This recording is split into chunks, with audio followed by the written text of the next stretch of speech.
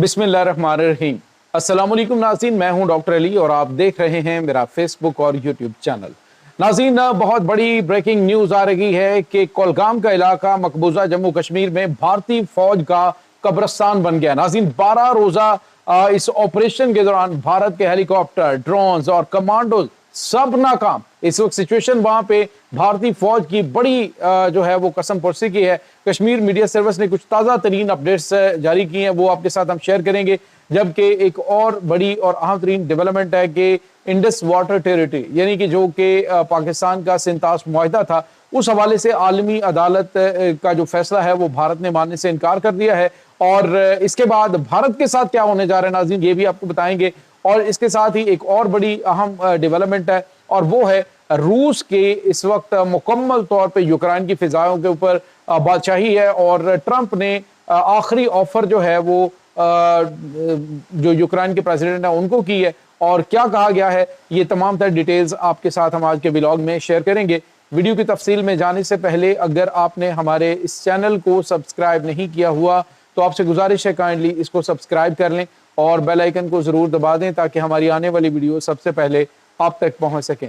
नाज़रीन, हम आपके शुक्रगुजार हैं जो आप हमारे व्लॉग्स को देखने के लिए वक्त निकालते हैं और कमेंट सेक्शन में अपनी मोहब्बतों का इजहार भी करते हैं। नाज़रीन, इस वक्त सूरत हाल बड़ी भारतीय फौज के लिए अजीब हो चुकी है।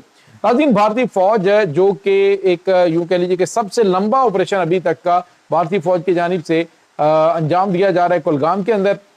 लेकिन नाज़रीन, वहां पे कश्मीरी मुजाहिदीन ने भी शायद ऐसी तैयारी करके रखी थी कि भारतीय फौज जो है उसको कोई कामयाबी नहीं वहां पे मिली।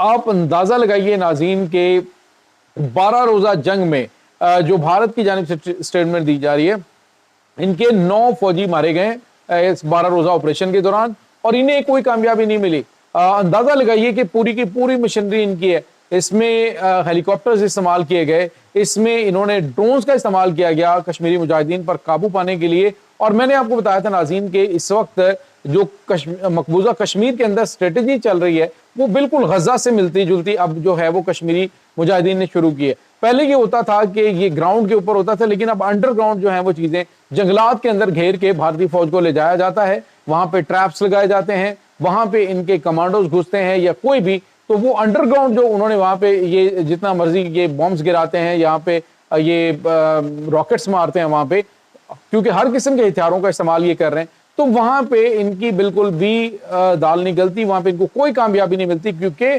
मुजाहिदीन ग्राउंड पे मौजूद नहीं है, वो अंडरग्राउंड है। वो निकलते हैं, कार्रवाई करते हैं, भारतीय फौज को तैश चलाते हैं, ये अंदर दाखिल होती है, फिर इनको जो है वो ठोका जाता है जंगल के अंदर। तो इस वक्त कश्मीर मीडिया सर्विस ने लिखा है कि 12 दिन में ऐसी भारतीय फौज की कसम पुरसी की हालत है कि ये मिट्टी खाने पे मजबूर हुए।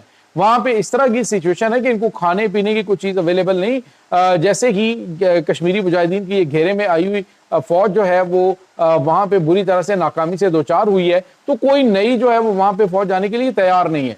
तो कश्मीर का माहौल नाज़रीन बुरी तरह से भारत को नाकामी का शिकार कर रहा है और कश्मीरी मुजाहिदीन को बड़ी कामयाबियां मिल रही हैं। नाज़रीन, ये तो छोटी छोटी खबरें हैं जो हमारे पास पहुंच पाती हैं कश्मीर से, लेकिन ज़्यादातर खबरें वो हैं जो कि इंटरनेट की बंदिश की वजह से पहुंच नहीं पाती हैं। अदरवाइज कश्मीर के अंदर भारतीय फौज का हालात जो है वो काफ़ी ज़्यादा बुरे हैं। इसके बाद नाज़रीन एक और बड़ी और आम तरीन डेवलपमेंट हुई है, वो ये है कि आलमी अदालत ने पाकिस्तान के हक में फैसला दिया था कि जो मगरिब की जानिब बहने वाला दरिया है उसको बहने दिया जाए और उसके ऊपर भारत जो है पानी ना रोक सकता है। कानूनी तौर पर पाकिस्तान का ये हक है और भारत जो है वो इसके ऊपर कोई भी इस्तेहकाक नहीं रखता कि वो इंडस वाटर का पानी रोके, जो कि एक इंटरनेशनल मुआहिदा भी मौजूद है। इसके बाद नाज़रीन भारत जो है इसने आलमी अदालत का ये फैसला मानने से इनकार कर दिया। उन्होंने कहा जी कि हम आलमी अदालत का ये फैसला नहीं मानते, यानी आलमी अदालत आलमी जो सरबराही के अंदर तय पाने वाला मुआहिदा वो भारत ने मानने से इनकार कर दिया है। तो इसका मतलब आप समझते हैं कि इसके बाद भारत अगर चीखे चिल्लाएगा किसी मामले के ऊपर, जब पाकिस्तान की जानिब से एक्शन किया जाएगा, जिसका army chief general Asim Munir ने अमेरिका में जिक्र किया कि जी अगर तुमने हमारा पानी रोकने की कोशिश की तो हम डैम तबाह करेंगे, डैम्स के ऊपर बम मारेंगे।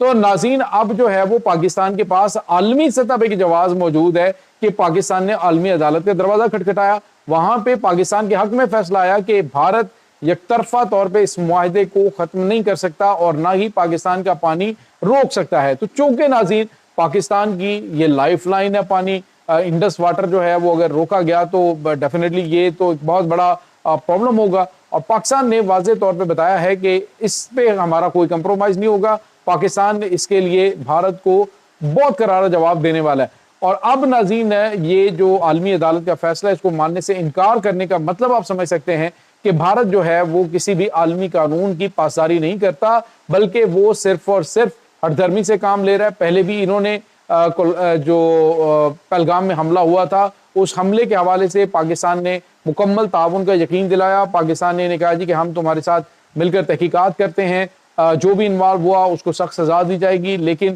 بھارت نے جو تحقیقات ہیں اس کا جو پاکستان کی جانب سے آفر تھی اس کو ریجیکٹ کیا، تحقیقات ہوئی نہیں، کیونکہ یہ خود انہوں نے فالس فلیگ آپریشن پاکستان پہ اٹیک کرنے کے لیے کیا تھا، اور پوری دنیا کہہ رہی ہے کہ جو پاکستان کا کہہ رہا ہے وہ پاکستان تعاون کرنے کے لیے تیار ہے، تو بھارت کی جانب سے اٹیک کیوں کیا گیا؟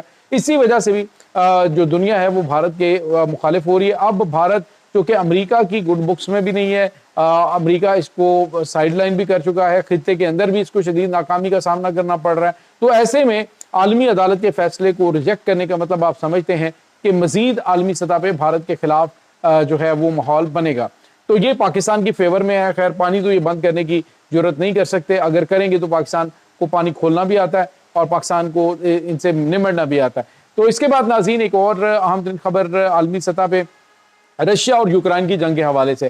ناظرین رشیا اور یوکرائن کی جنگ میں اس وقت صورتحال یہ ہے کہ جو یوکرائن ہے اس کی فضاؤں میں مکمل طور پہ روس کی جو ایئر فورس ہے وہ موو کر رہی ہے، ان کو کسی قسم کا کوئی مسئلہ نہیں ہے، کوئی ایئر ڈیفنس سسٹم ان کو انٹرسیپٹ نہیں کر پا رہا، تو یہ اس وقت مکمل طور پہ ان کے کنٹرول میں ہے۔ دوسری جانب آج امریکی صدر ڈونلڈ ٹرمپ نے ایک پریس کانفرنس کے دوران صحافی کے جواب میں کہا کہ کیا زیلنسکی جو ہے وہ رشین ٹیریٹریز جو ہیں رشیا کو ٹیریٹریز دینے میں جو ہے وہ آمادگی ظاہر کرے گا، تو امریکی صدر ڈونلڈ ٹرمپ نے کہا کہ کیوں نہیں کرے گا، کیونکہ ہم کچھ جو ٹیریٹریز ہیں وہ ان کو بھی دیں گے، یعنی جو رشیا کے کنٹرول میں ہیں تو ان میں سے کچھ ٹیریٹریز یہ نہیں کہ ساری ان کے کنٹرول میں چلے جائیں گے، کچھ ٹیریٹریز ان کو بھی دیں گے، اور یہ ایسا نہیں ہوگا، یہ دونوں ممالک کے فائدے میں ہوگا۔ اور دوسرے لفظوں میں انہوں نے کہا کہ اگر زیلنسکی اس آفر کو نہیں مانے گا تو پھر سارے کے سارے وہ علاقے جو رشیا کے کنٹرول میں ہیں، رشیا کے انڈر ہیں، کیونکہ ڈونسک ہے، لوہانسک ہے، اس کے بعد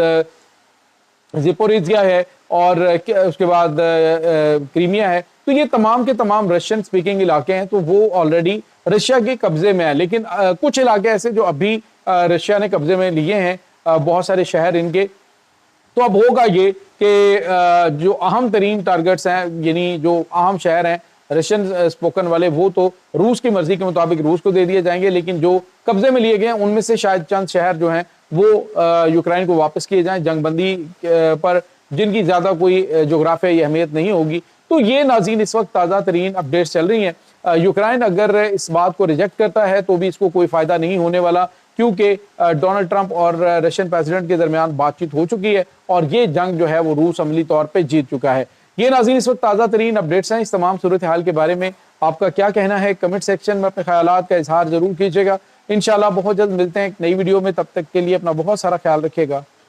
اللہ حافظ۔